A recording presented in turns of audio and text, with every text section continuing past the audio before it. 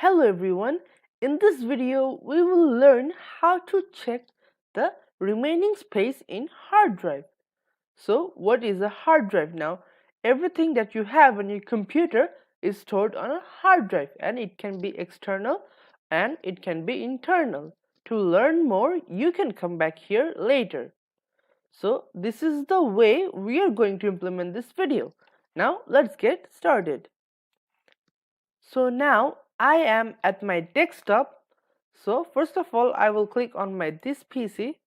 So now I can see the space remaining on my local disk C, the local disk D, and the local disk F, and the local disk G. So it has 132 GB free, it has 300 GB free, it has 278 gigabytes free, and it has a 304 gigabytes free.